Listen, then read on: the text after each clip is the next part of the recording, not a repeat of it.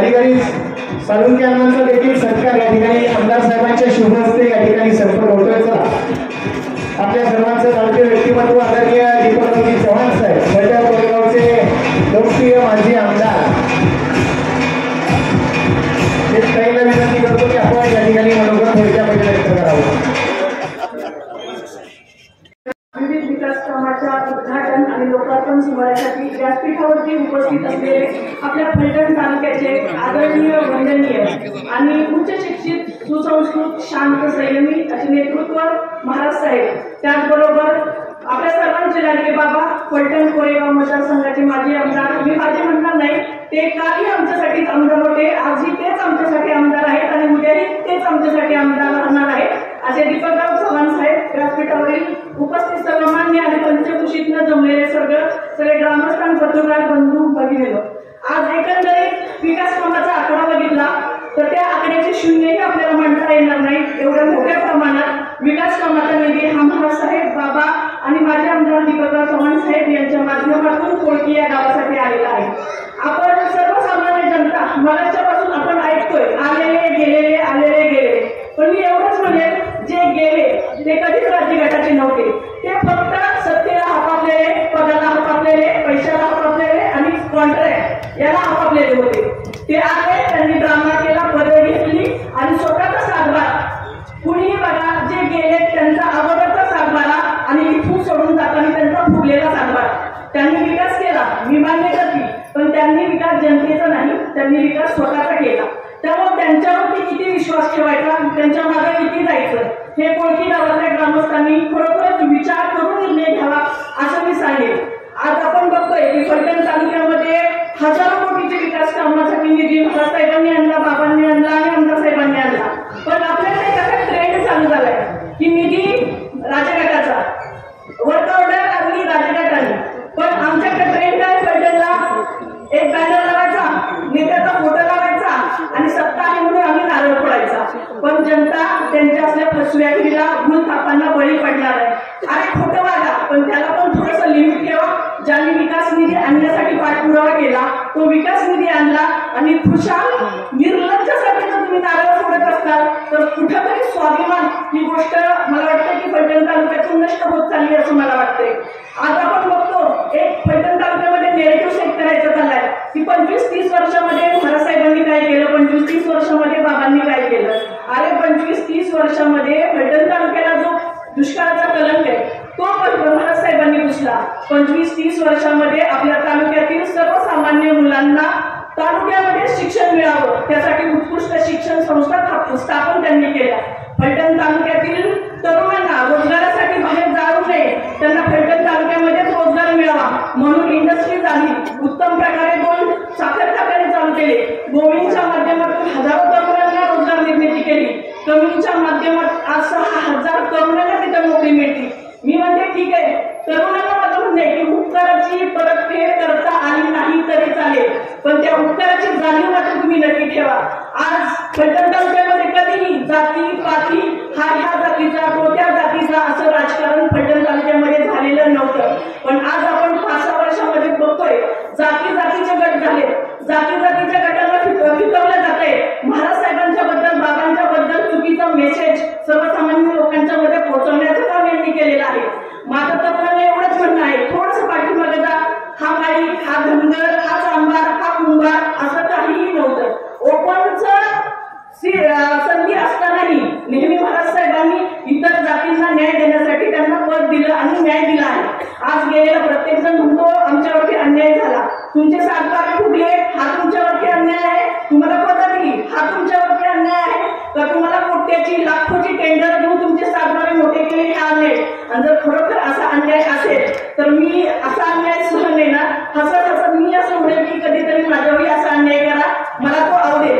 आणि याचबरोबर मी तरुणांना सांगेन की आज कमी सुद्धा कुठलंही इलेक्शन आलं की ऍक्शन मोडवरती येतात नेते, त्याचे स्वतःला नेते म्हणतात ते, चला स्टंट करूया, इलेक्शन आली स्टंट करायची वेळ झाली, मध्ये आता स्टंट नसतो, ऍक्शन नसते, ड्रामा नसतो, इलेक्शन आली की कमीचा मुद्दा उचलला, आज कमीच गेली, तोटा तुमचा आमचा आपल्या मुलांचा होणार आहे। महाराजांचा होणार नाही, बाबांचा होणार नाही.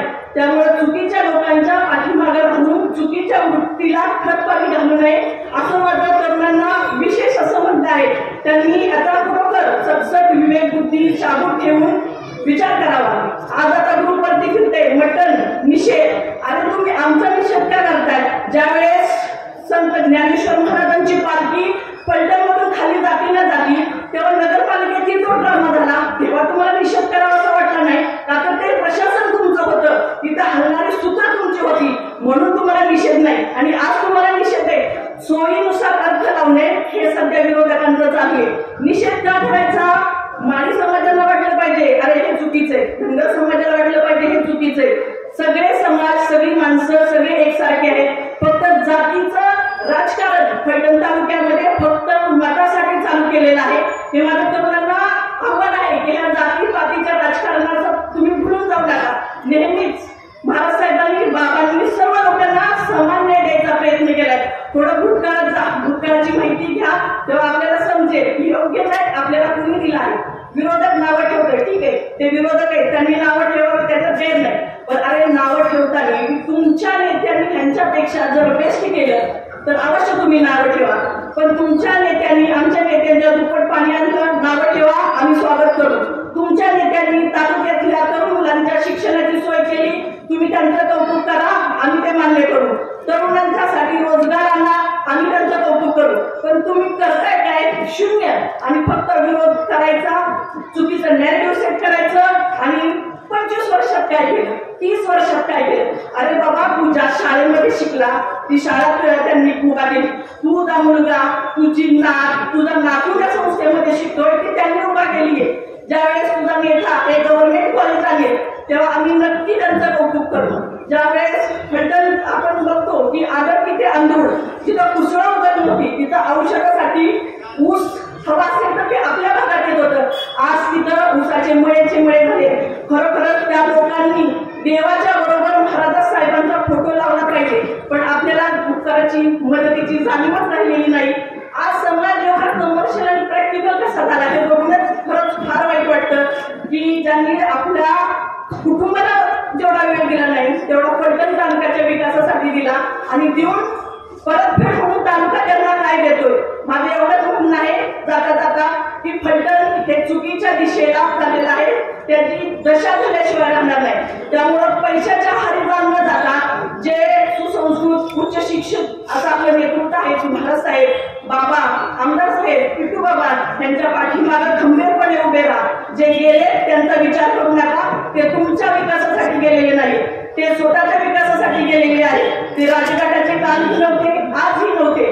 जो संघर्ष करतो तो राजघाटाचा तो एकनिष्ठ पदासाठी जाणारे, पैशासाठी जाणारे आणि कॉन्ट्रॅक्टसाठी जाणारे हे पैठण तालुक्यात एक नवीन सेटअप तयार झालेला आहे. त्यामुळे ते जाणार गेले त्याच्याबद्दल फार वाईट वाटण्याची गरज नाही. ते लोकसभेला गेले होते, ते पडदे आणून गेले होते, आज फक्त समोरासमोर गेले. एवढं बोलते, थांबते. धन्यवाद. स्वागत करतो. आता इतक्या दिवस मी भाषण केली बरं का, पण कधी चिठ्ठी घ्यायची वेळ आली नव्हती. पण आता काय झालंय, लवाडीचा चेहरा मोठा झालाय सोशल मीडियाच्या माध्यमातून, खोट्या बातम्या वगैरे वगैरे. तर त्याला उत्तर देण्यासाठी तर नक्कीच काहीतरी तयार करावं लागणार होतं. जे आहे ते सत्य आपल्यासमोर मांडणार आहे. त्याच्यामध्ये कोणतीही गोष्ट कुठे असेल तर जाहीर आपण कोणीही ज्यांच्या बाबतीत मी बोलत असेल, ज्यांना राग येत असेल तर त्यांनी त्या पद्धतीत जाहीर मला समोरासमोर येऊन प्रूव्ह करून उत्तर द्यावं. मी इथं आता म्हणून उभा राहिला नाही. आपल्या गावातला जे गावकरी म्हणून उभा आहे. आपल्याला सर्वांना माहिती की आर्थिकदृष्ट्या आपली ग्रामपंचायत किती सक्षम आहे. आणि ह्या गेल्या 21 पासून आजपर्यंत आम्ही जे आहोत हे मागे जे 2016 नंतर जर तुम्हाला सरपंच होते, सरपंच असताना त्यांनी 37 लाख बॅलन्स असताना राजीनामा दिला होता. प्लस मध्ये होते 37 लाख ग्रामपंचायत. आणि ज्यावेळेस आमच्या पुंडलिक यांची मिसेस पुष्पा मिळाले का आपण सरपंच झाल्या, 2016ला राजीनामा दिला. त्यानंतर 18 साली मध्ये एक सरपंच झाले आणि 18 साली पुष्पांची काळजी कापू झाल्या सरपंच. त्या काळी जिल्हा परिषदेचे 1 कोट कर्ज आणि ग्रामपंचायती सेपरेट कॉन्ट्रॅक्टर सगळ्यांचं मिळून 1 कोट 73 लाख कर्ज, 2 कोट 73 लाख कर्ज जर 1-1.5 वर्षात होत असेल तर असा विकास मला वाटतं मोदी साहेबांनी केलेला असावा. आता इथे एवढे साहेब आहेत त्यांच्यासमोर जे गार्डन झाले, जोसरकुंडी काय स्कॉटलँडवर आणल्यात काय, कुठून आणल्यात हा?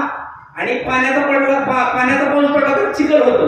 आणि ज्यावेळेस स्वार्थ आणि स्वतः केलेल्या चोऱ्या ज्यावेळेस निघतात त्यावेळेस हे स्वार्थपोटी बदलल्या गेलेल्या निष्ठेपोटी जे काय होत ते सगळा चिखल झालेला आहे निघून.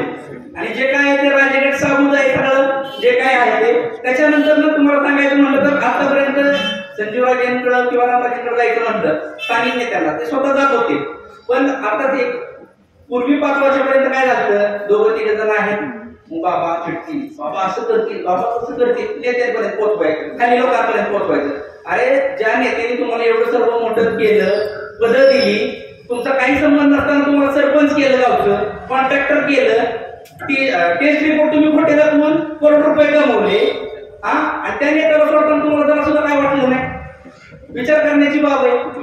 आणि इथं आम्ही सर्व जे काय आता काम करत आहोत 2021 पासून, तर त्यामध्ये कोणीही जे कोण आरोप करत आहेत त्यांना माझी एकच विनंती आहे की आपण तो पुराव्यानिशी बोलावं. पुरावा असेल तर बोलावं. 2016 साली 37 लाख बॅलन्स होता हे तर मान्य. त्यानंतर 2018 साली 1,73,00,000 रुपये कर्ज ग्रामपंचायतीला झालं, जिल्हा परिषदचे 1 कोटी रुपये वेगळे. तर मग त्यामध्ये आता 1-1.5 वर्षाचा काय विकास झाला? मेट्रो आली कुठं दिसती का कोणाला? सिमेंट तुम्ही बोगस वापरलं, तुम्ही स्थानिक लोकांच्या कचऱ्या गाड्याची बिलं जोडली, एकच कॉन्ट्रॅक्टरची जवळ धरून त्याची एकट्याची बिलं काढली, बाकीची आमचे इतर मित्र आहेत त्यांची बिलं तुम्ही अडवली. ते तर स्थानिक आहेत ना. आज तुम्ही भाव आणताय की बोग्याला चाललाय, पाट्याचा चाललाय, हे चाललंय ते चाललंय. अहो तुम्ही काय केलं? अहो तुम्ही जी आणखी 50 वर्ष झाला आम्ही काढतोय, आता कुठेतरी एवढं सगळं करत असताना 88 लाख रुपये बॅलन्स आहे. आणि तुम्हाला शेवटी एकच सांगतो, नेता निवडत असताना तो निवडणुकीपुरतं निवडू नका. सर्वसामान्यांच्या वेळोवेळी दुःखासुखात उभा राहणारे संजीवराजे आहे. त्याच्यामुळे त्या गोष्टीचा विचार करून आपण इथून पुढं जे काय झालं तर ते कुठेतरी एक काळं स्वप्न म्हणून सोडूया आणि ठामपणे रामराजे साहेब, संजीवराजे, आमदार दीपक चव्हाण साहेब, रघुनाथ राजे यांच्या पाठीमागे ठामपणे उभा राहूया. आणि यामागेही जे काही विकास झालाय तो कोळगी राजगडाचा थ्रू झालेला आहे. आणि कोळगी गाव म्हणजे संजीवराजेंचं गाव म्हणून ओळखलं जातं. त्याच्यामुळे ज्याच्या कोणाच्या डोक्यात असेल की मी जनतेतून सरपंच होईल आणि भाजपचा सरपंच होईल, तर ते स्वप्नातच तुम्ही राहणार आहात. कोळगी गावचा सरपंच हा संजीवराजेंच्याच विचारात होणार, एवढं मी तुम्हाला ठामपणे सांगतो. आणि का सांगतो? आता ही गर्दी सांगते की आम्ही संजीवराजेंच्या पाठीमागे जे पुतळे बनवले होते ना कागदाचे नेते ते गेलेले, पण जनता ही रामराजेंबरोबर आणि संजीवबाबांबरोबरच आहे. त्याच्यामुळं सर्वांनी जे काय करप्शनचं आहे त्याच्यावर बोलताना थोडा विचारच करावा. कारण आपल्या भागात किती अंधार आहे हे पूर्ण तालुक्याला माहिती आहे. आणि आपल्या नेत्यांच्या आपण जवळ होता त्याच्यामुळे आपल्याला कधी कोणतं बोलत नव्हतं. चला असू द्या, दादा आहे, भाई आहे, असू कशाला बोलायचं. आज जे गेले टिकटीवाले 6 आहेत, 3 अपक्ष आहेत आणि ते 3 अपक्षांच्या तिकीट कट करण्याचं पळून गेल्या. बरोबर का तुम्हाला? आज एवढं सगळं करत असताना सोलरचा प्लांट उभा राहिला तर 30 लाख रुपये आता मला भरायचे आहे थकीत लाईट बिलाचे. तर नुजरपाटी साहेब माझी एक विनंती आहे, थकीत बिल फक्त कधीच एवढं लावा. सांगायचं तुम्ही लावतो लगेच. आणि त्यानंतर दुसरी गोष्ट अशी की आज मी तो उभा राहिलोय किंवा मला बोलायची संधी दिली ती ग्रामपंचायत कोळकीनी. तसेच मी आज जे काय आहे किंवा ग्रामपंचायत सदस्य आहे ते माझे मतदार राजा वॉर्ड क्रमांक 1 चे सर्व मतदार उत्कर्ष ग्रुप, सागर सस्ते, वकील यांच्या सर्वांचे मी जाहीर आभार मानतो. कारण आज मी इथपर्यंत पोहोचलेलो ते नसते तर मी इथपर्यंत नसतो. आणि त्यानंतर रामराजे साहेब, संजीवराजे, दीपक चव्हाण साहेब, रघुनाथ राजे, अनिकेत राजे, विश्वजित राजे, सतीश राजे हे तर ठामपणे माझ्या पाठीशी. राहिला विषय डिसेंबर महिन्यात 14 तारखेला चोरीचा आळ पडला, खोटा गुन्हा. किती पडला? 1 लाखाची चेन चोरी केली. माझ्या आई वडिलाची, आजी आजोबाची, रामराजे साहेब, संजीवराजे, रघुनाथ राजेची खूप आशीर्वाद आहेत माझ्या. 10 लाखाच्या गाडीत फिरतो, 1 लाखाची चेन कुठनं चोरी? गुन्हा टाकताना नीट टाका. 1000 कोटी आणतो, हे करतो ते करतो. आम्हाला कोणाची कोणा काय बोलायचं, तुमच्या हातात आता आहे ना, तुम्ही करून दाखवा. पण तुम्ही खोटं नाटक करू नका. आज हा कार्यक्रम आणण्याचा अनेकांनी प्रयत्न केला, अनेकांनी प्रयत्न करून पर्सनल कॉल केले. रामराजे साहेब आजारी सभेला येणार नाही, रेकॉर्डिंग आहे, प्रूफ सहित बोलतो मी. रामराजे साहेब ठणठणीत आहेत आणि तुम्हाला घरी वाचल्याशिवाय सुट्टी देत नाही एवढं सांगतो. आणि माझे 2 शब्द प्रेमाचे नाही म्हणणार, संपवतो. धन्यवाद. त्यांचं स्वागत करूया. हे जोपर्यंत अशी माणसं ताकदीची आपल्या बरोबर आहेत तोपर्यंत आपला पराभव कोणी करू शकत नाहीये. फलटणचं नाईक घराणं या घराण्याची जी शौकियत आहे, या घराण्याची जी काही इज्जत आहे, या घराण्याची काही परंपरा आहे, श्रीमंत संजीवराजांनी जपली, श्रीमंत रामराजांनी जपली, श्रीमंत रघुनाथराजांनी जपली. मला आजही तो काळ आठवतो. साधारण 84-85 मधला काळ असेल. संजीवराजे नुकतेच फलटणमध्ये आले आणि फलटणमध्ये आल्याच्या नंतर ते फुटबॉल खेळायला गडचिरोली मैदानामध्ये जायचे. त्यांचं त्यावेळेचं जे रूप होतं ना, अशी जी आजची ती तब्येत आहे याच्यापेक्षा त्यांची तगडी तब्येत होती. त्यांची केस जी होती ना ती मानेपर्यंत केस होती आणि फुटबॉलची जर हिट मारली तर त्यांची डोक्याची केस सगळी सिंहाच्या आयासारखी फिरायची. हे सगळं एवढं तेजस्वी आणि तपस्वी रूप त्यांनी फलटणसाठी अर्पण केलं. फलटणमध्ये त्यांना काय होतं, याच्यापेक्षा माझं फलटण आहे आणि माझ्या फलटणसाठी मला केलं पाहिजे, मला जगलं पाहिजे, मला पुढे आलं पाहिजे. त्याच्यानंतर रामराजे साहेबांना त्यांनी राजकारणामध्ये फलटणच्या दिशेने घेतलं. हा त्यांचा सगळ्यात मोठा स्वार्थ आहे. तुमच्या स्वतःहून त्यांनी झोकून दिलं फलटणचं, परंतु फलटणमध्ये संपूर्ण रामराजांची ताकद आणि बुद्धिमत्ता त्यांनी वापरली. आज जो काय फलटणचा विकास झालेला आहे तो श्रीमंत रामराजे यांच्या रूपातून झालेला आहे. रामराजे साहेबांनी काय केलं, शरद पवारांना इथं आणलं आणि शरद पवारांनी इथं खासदार केलं. जे पीएमचे उमेदवार होते, पंतप्रधान पदाचे उमेदवार होते, महाराष्ट्राच्या राजकारणामध्ये महाराष्ट्राची विधान परिषद चालवत असताना जे प्रश्न फलटणचे, त्या फलटणच्या प्रश्नांना पहिल्यांदा प्राधान्य दिलं. आज जे काही सातारा जिल्हा परिषदेचे अध्यक्ष महाराष्ट्राला सोडून गेले, अरे लाच वाटली पाहिजे. तुला बापाचं नाव सांगताना ज्या पद्धतीने कधी मला वाटत नाही, महाराज साहेबांनी तुला बापापेक्षाही मोठी माया दिली आणि सत्ता दिली. आज तुमची लायकी नसताना आज आमचे सचिन रणवरे असतील और त्यांच्या ऐपत नसताना दीपकराव चव्हाण साहेबांसारखा माणूस भूताला भविष्य आमदार होणार नाही. त्यांच्यातला जर कलागुण कौशल्य जर तर अतिशय शांत संयमी माणूस. आज सचिन कांबळे आमदार झाले और स्वतः पाटील नव्हतं, नंतर कांबळे म्हणून घेण्याचा कमीपणा वाटतो. तमाम माणसांनी लक्षात घेतलं पाहिजे की जो आपलं नाव सांगायला कमीपणा वाटतो, दीपक चव्हाणच्या बरोबर त्यांची कधीच बरोबरी होऊ शकत नाही. जे काही माझं चुकलं असेल त्याबद्दल पुन्हा एकदा माफी मागतो. परंतु पुन्हा एकदा मी सांगतो की नाईक निंबाळकर घराणं रामराजे, संजू बाबा आणि पिट्टू बाबा यांच्या माध्यमातूनच फलटणचं बदल होऊ शकतं. ही सगळी लुटारूची टोळी, लबाडीची टोळी आणि ह्या टोळीला अजिबात आराधना करू नका. एवढं म्हणून थांबतो. जय हिंद, जय भारत. धन्यवाद. आमदार साहेब आणि संजीवराजे नाईक निंबाळकर यांच्याकडे आमच्या समाजासाठी इथं कोलकीमध्ये एक सभागृह, समाज मंदिर मिळावं अशी मागणी करत आहोत. सातत्याने त्याचा पाठपुरावा केला. तसं तर आम्ही फार उशिरा हा आमच्या डोक्यात आला, कारण आम्हाला असं वाटायचं की आपला समाज फार थोडा इथं आणि आपल्याला कोण यार. पण नंतर सुद्धा आम्हाला असं वाटलं प्रयत्न तर करून बघूया. आणि ती गोष्ट महाराज साहेबांनी सुद्धा आणि श्रीमंत रामराजे नाईक निंबाळकर, संजीवराजे नाईक निंबाळकर आमदार साहेब यांनी मनावर घेतली आणि आमचा हा प्रस्ताव त्यांनी याच्या कार्यक्रमाच्या सूचीमध्ये दाखल केला आणि पुढे तो मंजुरी झाला. आता आमच्या कार्यक्रमाच्या निमित्तानं मंजूर झालेल्या कार्यक्रमाचं उद्घाटन होणार हेही ठरलं. पण आमचं दुर्दैव असं की त्यावेळेस नेमकं इलेक्शन लागलं आणि त्यामुळे आम्हाला थोडंसं इलेक्शन आमची ताकद कमी पडली आणि तो कार्यक्रम पुढं पोस्टपोन झाला. आता पुढं त्यावेळेला मिळालं निधी काय झाला आम्हाला काय माहित नाही आणि माहित असलं तरी ते आम्ही काय बोलणार नाही.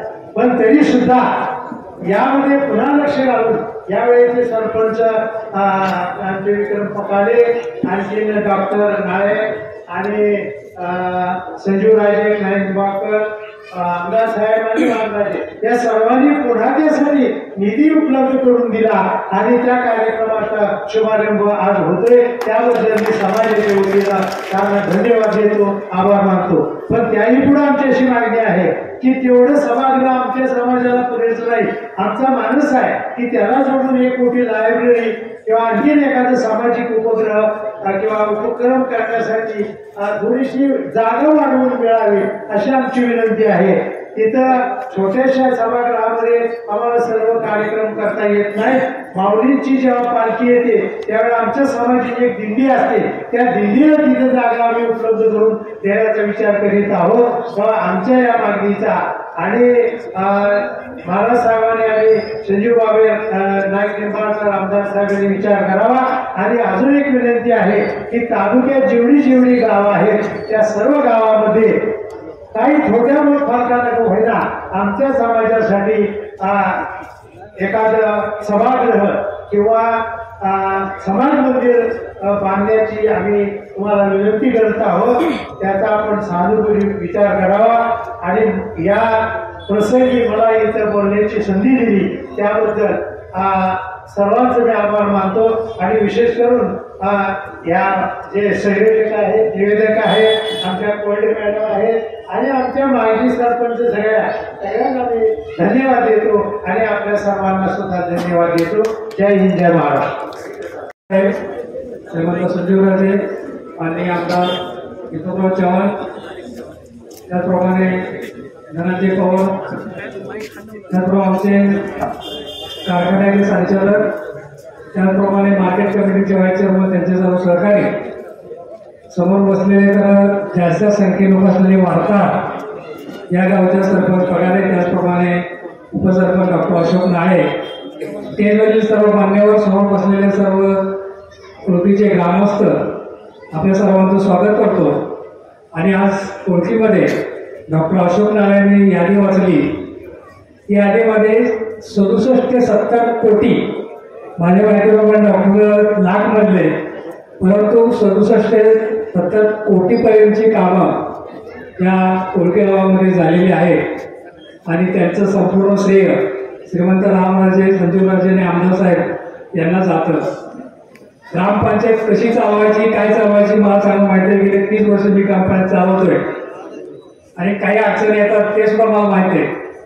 परंतु श्रीमंत रामराजे बाबा आणि आमदार साहेबांच्या माध्यमातून गेले 25-30 वर्ष तुम्ही कुठलंही गाव घ्या, फलटण तालुक्यातील कोणतंही गाव घ्या, प्रत्येक गावामध्ये अगदी सभामंडपापासून आणि मंदिराचे मंडपापासून ते गटापर्यंत जास्तीत जास्त कामं या स्टेजवरील मान्यवरांनी केलेली. हे कुणालाही नाकारता येणार नाही. आणि याचबरोबर श्रीमंत रामराजे साहेबांनी निरादेवर असेल, दोन बनकवडे असेल, इंडस्ट्रीमध्ये वेगवेगळे प्रकल्प आणले असतील, त्याचप्रमाणे एज्युकेशन संस्था असतील, बाबांची दूध डेअरी असेल, या सर्वांच्या माध्यमातून हा फलटणचा 100% विकास केलेला आहे. फलटण तालुक्याचा कायापालट केलेला आहे. त्याचबरोबर साखरवाडी सहकारी साखर कारखाना असेल, श्रीराम सहकारी साखर कारखाना असेल, या कारखान्यामध्ये तुम्हा सर्वांना कारखान्याची परिस्थिती माहीत आहे.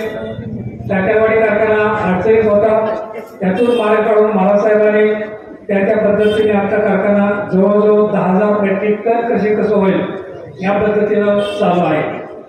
श्रीराम कारखान्याविषयी 2 मिनिटं बोलणार आहे, कारण पाऊस येणार आहे, बाबाची सगळ्यांची गडबड आहे. श्रीराम सहकारी साखर कारखाना महाराजसाहेबांनी 2002 साली घेतला. त्यावेळेची कारखान्याची परिस्थिती आणि आत्ताची कारखान्याची परिस्थिती, त्यावेळेस कारखाना बंद अवस्थेमध्ये होता. कारखान्यातल्या आतल्या ज्या मशिनरी आणि डिस्टलरीचं गेलं त्या डिस्टलरीचं सर्व हालत होतं, अशी परिस्थिती होती. आणि या सगळ्या परिस्थितीवर मात करून आज श्रीराम सहकारी साखर कारखाना येणाऱ्या वर्षी 10,000 मेट्रिक टनांचं क्रशिंग करणार आहे. श्रीराम सहकारी साखर कारखान्यात इतकं मोठं कर्ज होतं, त्या सर्व कर्जांच्या माध्यमातून सर्व कर्ज फेडण्यामध्ये श्रीमंत रामराजे, श्रीमंत संजीवराजे, श्रीमंत रघुनाथराजे यांचं फार मोठं योगदान आहे आणि त्याचा मी साक्षीदार आहे. बऱ्याच वेळा खिशातले सुद्धा कोट्यवधी रुपये घालून हे सगळे निर्णय घेतले गेलेले, हे मी साक्षीदार असल्यामुळे कुठलीही गोष्ट असेल महाराजांच्याकडे गेला ही अडचण आहे, सुरुवातीला महाराज नकार द्यायचे, पण परत फोन करून सांगायचे की त्या पद्धतीने करून घ्या. आणि प्रत्येक गोष्ट ही महाराजांनी त्या पद्धतीनं पूर्ण केलेली आहे. कारखाना सुरुवातीला अडचणीत असताना बऱ्याच अडचणी आल्या, मी प्रत्येक अडचणी सांगत बसत नाही, परंतु अगदी कोट्यावधीचं कर्ज असणारा कारखाना आज कुठलाही 1 रुपया सुद्धा व्याजाचा कारखान्यावर कर्ज नाही. आणि यावर्षी 5,000 कसे केलेले, पुढच्या वर्षी आपण 10,000 करतोय. कारखाना अडचणीत आहे, अडचणीतून बाहेर निघाला आणि हे सगळे त्यांचं आहे. आणि आताची परिस्थिती तुम्हाला सगळ्यांना माहिती आहे. सध्या कारखान्यामध्ये कारखाना चालवायला जेव्हा कामगारांचे पगार असतील, ऊसाचं पेमेंट असेल, श्रीराम सहकारी साखर कारखाना 14व्या दिवशी ऊसाचं पेमेंट देतोय. 6 तारखेला कामगारांचा पगार होतोय. कामगाराचा कुठलाही पैसा थकीत नाही. रामराजेंनी जेव्हा कारखाना घेतला 18 कोटी कामगारांचे थकीत होते, कामगारांचे फक्त. हे सर्व कर्ज नील करून आज कारखाना व्यवस्थित आहे. आणि ज्यावेळेस कारखाना व्यवस्थित होतो त्यावेळेस मात्र कारखान्याची निवडणूक कशी करायची, काय करायचं, हे प्रश्न उभा राहतात विरोधकांच्या समोर. आणि त्या पद्धतीनं विरोध होतोय. कारखान्याच्या निवडणुकीची मुदत संपलेली 17/2लाच.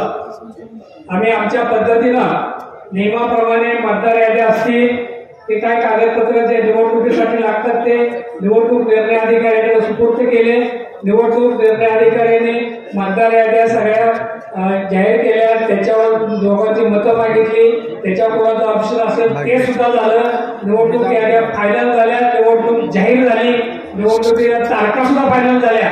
आणि नंतर या लोकांना जाग आल्याने हायकोर्टात गेले आणि हायकोर्टात जाऊन निवडणुकीला स्टे आणला की श्रीराम सहकारी साखर कारखाना निवडणूक घेण्यात येऊ नये. त्याप्रमाणे त्याच्यावर प्रशासन केला.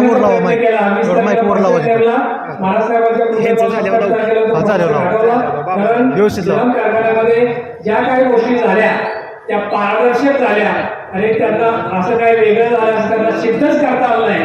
म्हणून सन्माननीय हायकोर्टाने तो प्रदर्शक हटवला, पुन्हा आम्हाला संधी दिली. उलट आता आम्ही असं म्हणतोय, आता आम्ही सत्तेवर असतो, मी चेअरमन आहे असं मला वाटत नाही की मी खाली बसावं निवडणूक लगेच लागावी. तरी सुद्धा आम्ही असं म्हणतोय की निवडणूक कारखान्याची लवकरात लवकर लावावी.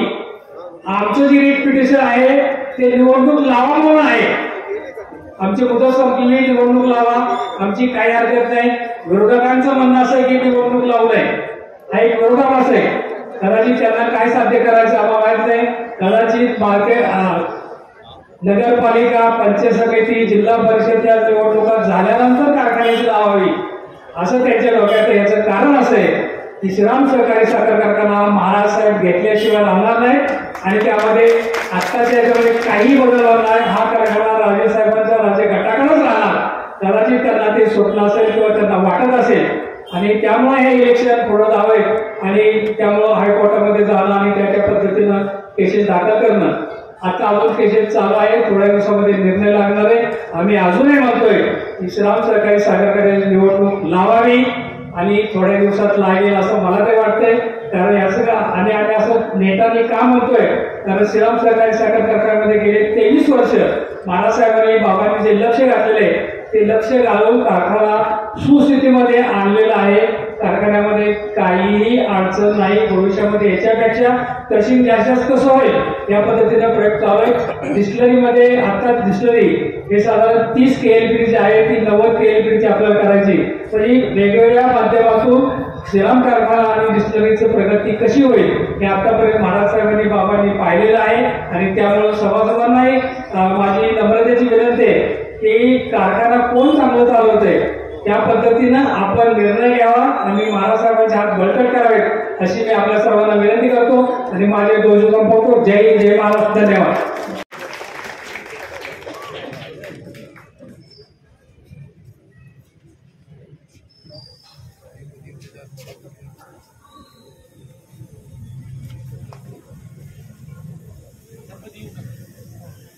आज श्री संत सावकार महाराज यांची पुण्यतिथी. सभेच्या सुरुवातीलाच आपण श्री संत सावकार महाराज यांच्या प्रतिमेस पुष्पहार अर्पण करून आपण सभेला सुरुवात केली.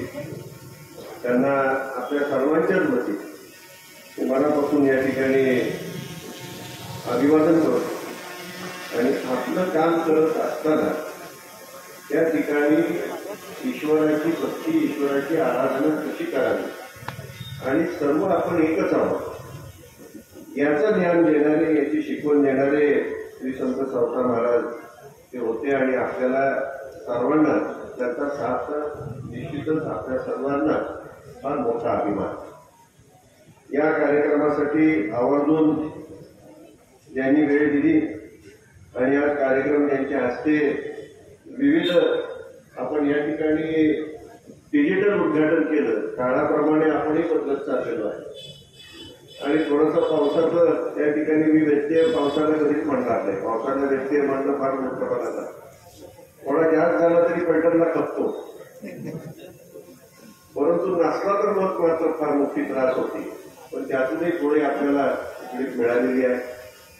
ते श्रीमंत रामराजे साहेब या ठिकाणी उपस्थित असणारे माननीय आमदार दीपकराव चव्हाण साहेब, बाळासाहेब शेंडे यांनी कारखान्याच्या संदर्भात आपल्याला माहिती दिली. त्याचप्रमाणे धनंजय पवार, भेटेराव गुरुले, वास्तविक व्यासपीठावरील असणारे सर्व मान्यवर, आपण पुढे असणारे सर्व मान्यवर, सर्व पत्रकार माफ करा मी कुणाचीच नावं घेत नाही याकरता, कारण कधी ठिपकायला लागेल हे सांगता येत नाही म्हणून मी फार आपला वेळ घेऊ इच्छितो. या ठिकाणी कोणतीला विविध कार्यक्रम, विविध जे काही योजना, विविध म्हणजे पाणी पुरवठ्याच्या योजनेपासून त्या ठिकाणी सोलर त्या ठिकाणी आपण बसवणार आहात. सोलर बसवणारी मला वाटतं ही पहिली ग्रामपंचायत असते.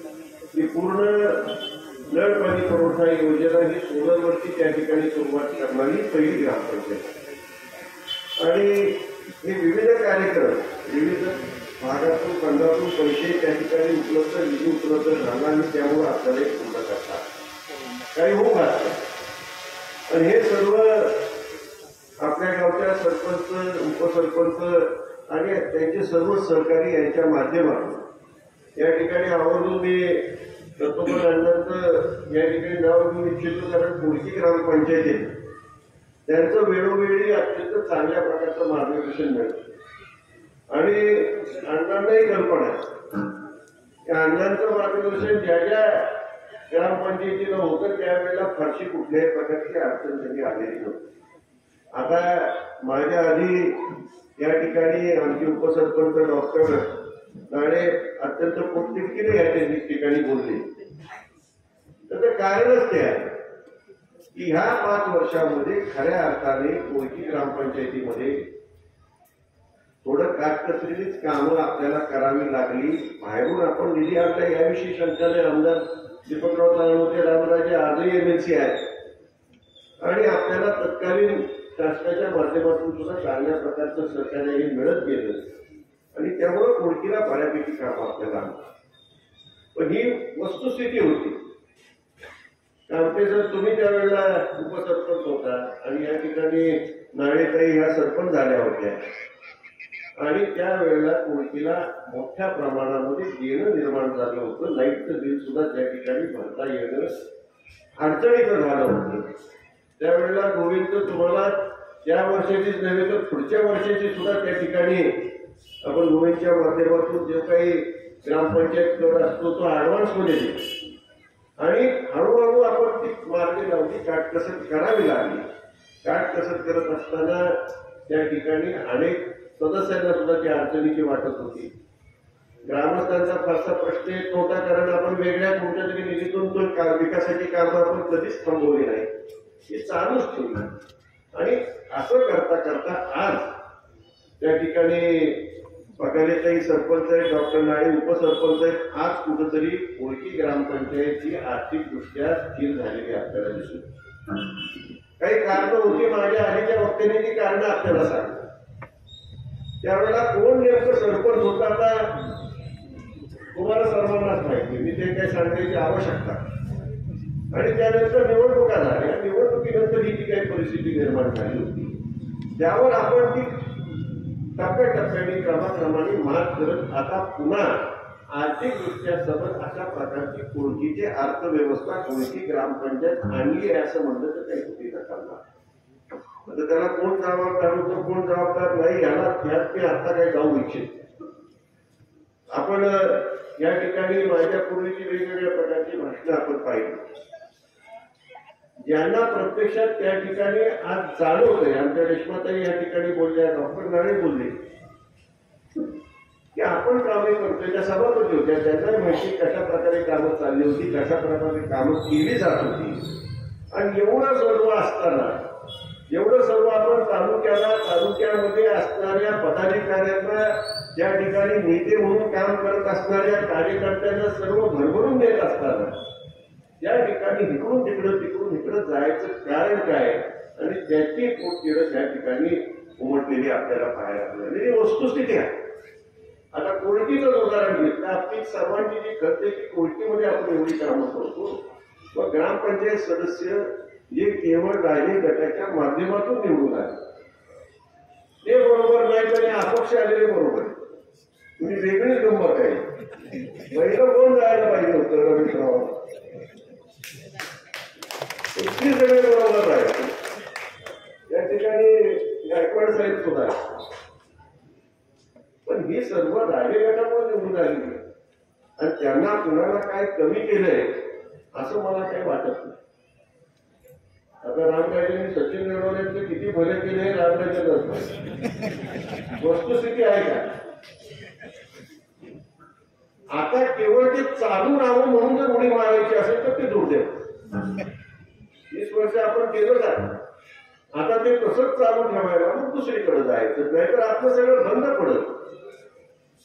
पण मला एकच आपल्याला सांगितलं, हे कॉन्ट्रॅक्टर असतील, हे विविध वेगळ्या प्रकारचे काही व्यवसाय करणारे असतील, यांच्यावरती दबाव येऊन जो प्रकार चाललेला आहे, मला एकच तुम्हाला सांगायचे की तुम्ही काळजी करू नका. आम्ही सुद्धा खंबीरपणे तुमच्या पाठीमागे उभे आहोत. तुमचं काही बंद करून देत नाही. रास्त असणारा तुमचा व्यवसाय कुठलाही बंद पडणार नाही, काळजी करण्याचं कारण नाही. आणि जशाच तसं उत्तर देण्याची आमची क्षमता आहे, ती कृपा करून तुम्ही सर्वांनी लक्षात घ्यावं एवढीच मला विनंती करा. फारसं अवघड नाही. काम करणं अवघड असतं, सकारात्मक काम करणं अवघड असतं, नकारात्मक काम करणं फार सोपं असतं. एक अर्ज खरडला आणि टाकून दिला, विषय संपला, कामाला लावता येईल. पण चांगलं काम करणं मात्र नक्कीच अवघड असतं आणि ते चांगलं काम करण्याची आम्हाला अधिक सवय. नकारात्मक कामं आजपर्यंत आपण कधी केलीच नाही, पण करता येत नाही असं काही कोणी समज करून घेऊ. मला सुद्धा जिल्हा परिषद पंचायत समिती चांगली पाठे, ती काय कोणी सांगायची गरज नाही. कुठं कोणाचं काय आहे हे चांगलं अगदी माहिती आहे. आणि त्यामुळं कुठं मला अर्ज टाकला की काय कोणाचं होईल हे काही त्या ठिकाणी कोणाला भविष्यवाणी करण्याची गरज नाही, हे लक्षात घेण्याचं आहे. तुम्ही ज्या व्यवसाय जपण्यासाठी जाताय त्या व्यवसायाच्या अडचणी आणि तुम्हाला अनेक वेळा या ठिकाणी सांगण्यात आलं की अनेक वेळा त्या ठिकाणी त्यांना संरक्षण दिलं गेलं नाही, कारण आपले म्हणून आपल्यासाठी काम करतायत म्हणून त्या ठिकाणी अनेकांना संरक्षण दिलं नाही. ते कृपा करून विसरू नका. ते कवच काढायचं आणि फोडायचं सुद्धा आम्हाला चांगलं जमतं एवढंच लक्षात. त्यामुळे घेऊन जायचं कारण नाही एवढं मला या ठिकाणी आपल्या सर्वांना ठामपणे सांगेल.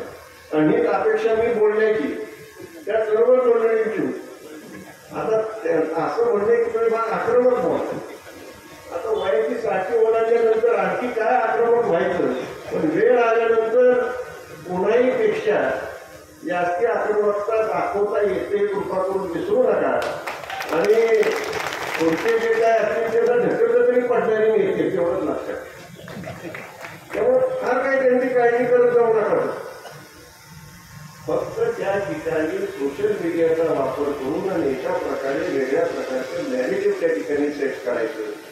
जसं आज देशामध्ये चाललंय की काँग्रेसच्या काळात 70 वर्षात काही झालं, मोठ्या लोक काय लंबोट्या लावून फिरत होते आणि आत्ताच नेमकं 2014 पासून कपडे घालायला त्या ठिकाणी ऐकले नव्हते. दुर्दैवाने सांगायला लोक कमी पडतात 70 वर्षात काय झालं. कृपा करून तसं आपल्यामध्ये घेऊन येऊ नका. गेल्या 30 वर्षात काय घडलं ते सांगायला कमी पडायचं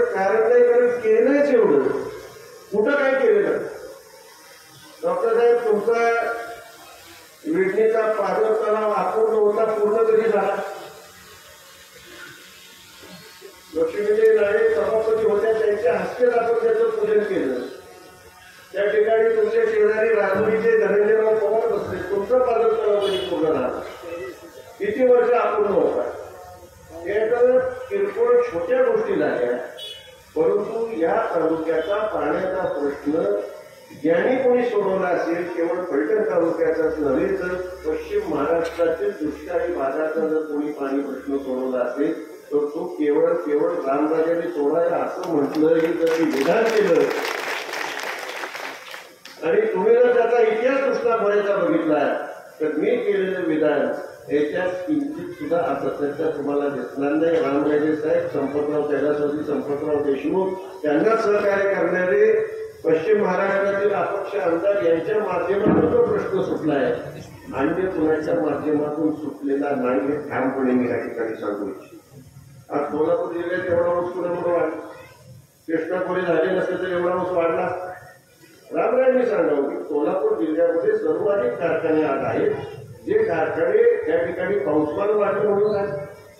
त्यांना पाणी कुठंतरी अधिकचं गेलं आणि ते पाणी कुठलं गेलं? कृष्णा खोऱ्याचं पाणी गेलं. त्या ठिकाणी गुजरातचे मुख्यमंत्री त्यावेळेला आदरणीय आजचे प्रधानमंत्री नरेंद्र मोदी साहेब होते. महाराष्ट्र मध्य प्रदेशच्या मुख्यमंत्री त्या कारगी होत्या उमरवार आणि महाराष्ट्रातर्फे रामराजे साहेब गेले. तिथं सुद्धा नर्मदेच्या पाणी प्रश्नावरती भांडून महाराष्ट्राला नर्मदेचं पाणी मिळवणारे रामराजे आणि कृष्णा गावामध्ये त्या तत्कालीन जे काही पाणी वाटप पुन्हा होतं ते पाणी वाटप महाराष्ट्राच्या दृष्टीने अधिक कसं होईल आणि ते प्रत्यक्षामध्ये आणवण्याचं काम जर त्या ठिकाणी कोणी केलं असेल तर कृष्णा खोरेच्या स्थापनेपासून मनोहर पंत जोशी यांच्या माध्यमातून त्या ठिकाणी कामं मार्गी लागली हे सर्व सत्य. आणि त्यानंतर एक काम चालू झालं. प्रत्यक्षामध्ये वेळेच्या आत पाणी आणवण्याचं काम त्या ठिकाणी रामराजांच्या माध्यमातून झालं. हे खऱ्या अर्थाने त्या ठिकाणी आपण आवर्जून सांगितलं पाहिजे. आणि आज कुणी अडवलेलं पाणी मी इथं देतोय तिथं देतोय आता इथून तिकडं काढतो हे चालू आहे ते चालू राहू द्या, परंतु या तालुक्याचं पाणी हे कुठेही दुसरीकडे जाणार नाही आणि ह्याची जबाबदारी आम्ही सर्व मंडळी रामराजे साहेब यांनी निश्चितपणे घेतली.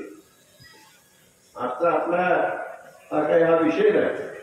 आज कोणती ग्रामपंचायतीची विविध विकास कामं लोकार्पण आणि नवीन चालू करायची. सोलरचं तुम्ही पॅनल बसवताय, सोलरवरती पिण्याच्या पाण्याची योजना करताय ती सुरू करण्याच्या दृष्टीने त्याचं भूमिपूजन आपण काही मंडळींनी त्यांच्या मागण्या या ठिकाणी केल्या.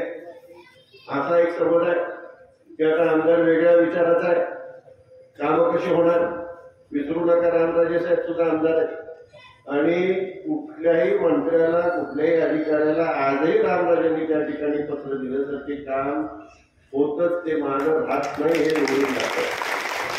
आणि मुख्यमंत्र्यांपासून कुणालाही रामराजे साहेबांनी पत्र दिलं एखादा शब्द टाकला तर तुम्ही विसरू नका की विधान परिषदेचे रामराजे साहेब अध्यक्ष होते आणि त्यामुळं त्यांनी टाकलेल्या शब्दाला त्या ठिकाणी किंमत आहे आणि त्यामुळं तिथं कुठेही कामाला कुठल्याही प्रकारची अडचण तालुक्याला किंवा मुलांना येणार नाही, होत नाही.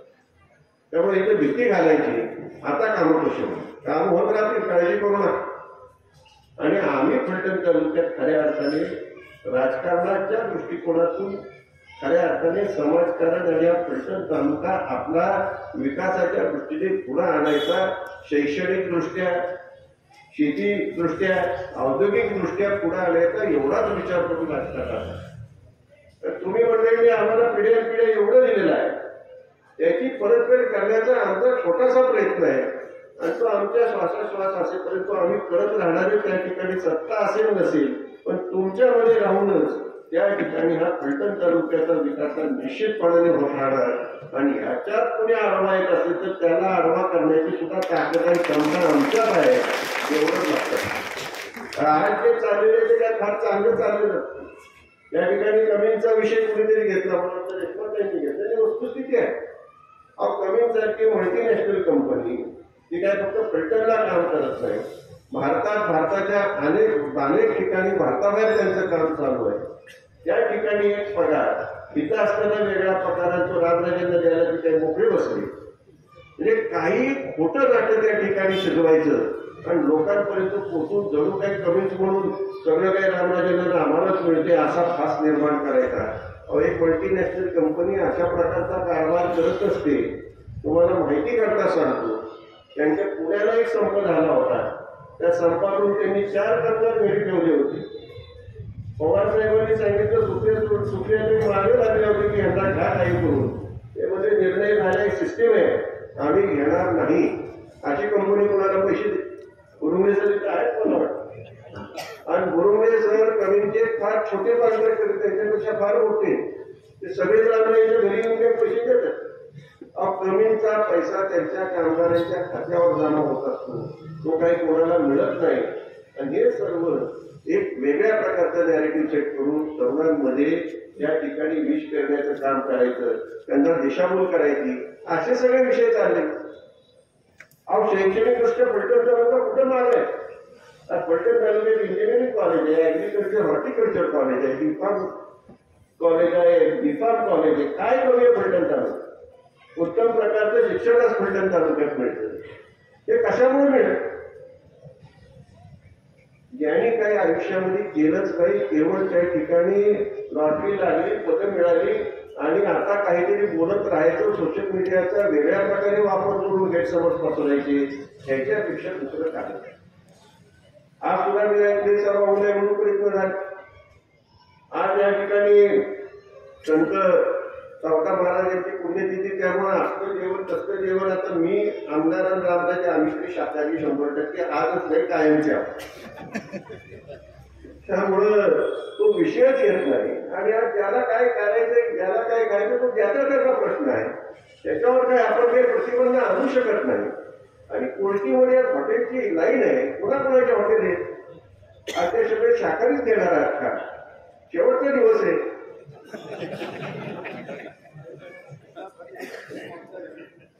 अण्णा काय म्हणतात? अण्णा म्हणतात माळी समाजाचे 7 हॉटेल आहेत, 7च्या 7 मांसाहारी आहेत. तिथं आज मांसाहारी जाईल, तिथं कुठेही शाकाहारी नसते. पण मला काही जातीपातीत भेदभाव करायचा नाही.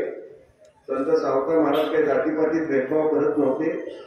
या ठिकाणी संत सावकार महाराजांनी फक्त माळ्यांसाठीच काही काम केलं अशातला भाग नाही, सर्वसामान्य सगळ्यांसाठी केलं. महात्मा फुलेंनी काय केवळ माळ्यांची पोरं शिकवली, त्यांनी सर्वांचीच पोरं शिकवली. त्यांनी ब्राह्मण विद्वांसाठी सुद्धा काम केलं. कुणासाठी काम केलं?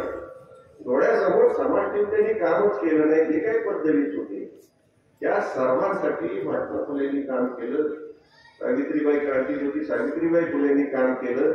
आणि अशा काळात केलं की त्या काळामध्ये अशा प्रकारचं काम करणं म्हणजे काहीतरी फार मोठं तुम्ही काहीतरी चूक केलेली आहे, फार मोठं धर्मद्रोह केलेला आहे.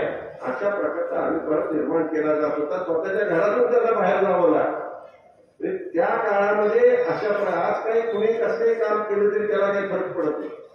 पण त्या काळामध्ये ज्यावेळेला जातीवाद अस्पृश्यता पाळली जात होती त्यावेळेला अशा प्रकारचं काम करणं फार मोठं धाडस होतं. आणि जे जे अंगावर आलं ते बघून ते काम केलेलं आहे आणि ते सर्वांसाठी केलेलं आहे, हे आपल्याला विसरता कामा नाही. पण ही सर्व मंडळी सर्वांचीच आहे. आता तुम्ही जातीपातीवर संत जर वाटून घ्यायला निघाला तर एक दिवस असा येऊ नये की संत ज्ञानेश्वरांच्या पालखीमध्ये थोडीच नव्हती.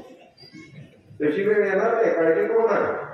कारण जो मार्गरी पंथाचा आहे तो त्या ठिकाणी विठ्ठलाला संत ज्ञानेश्वर महाराज असतील, तुकाराम महाराज असतील, संत तुकाराम महाराज असतील, इतर सर्व संत असतील, यांनी जे आपल्याला शिकवण दिली आहे की आपण सर्व एकच आहोत.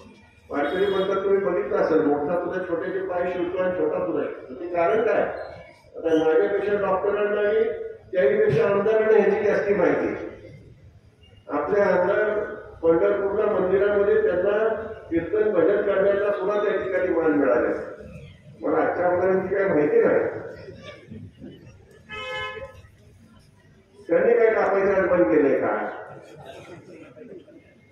काहीतरी कोणाला बोलण्यात काय अर्थ आहे?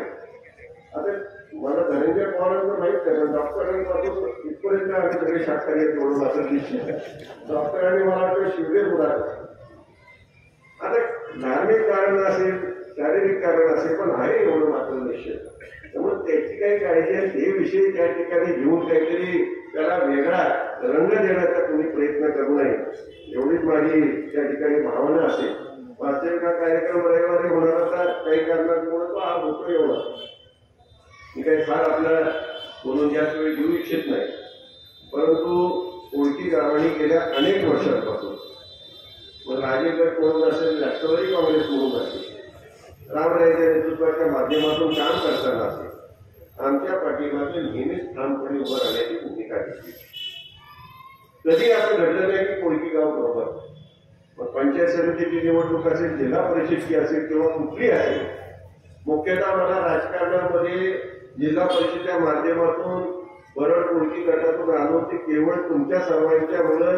फक्त तुम्ही सर्वांनी त्यावेळेला असणाऱ्या असंख्य मतदारांनी एक विश्वास ठेवला, ओळख नसताना त्या ठिकाणी विश्वास ठेवला आणि तुम्ही त्या ठिकाणी मला निवडून दिलं. हे मला कधीच विसरता येणार.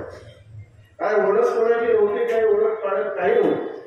धनंजय पवारच्या वेळेला मतदार होते त्यावेळी मला माहित नाही, आता त्यांनी कोणाला दिले त्यावेळेला मला माहित नाही,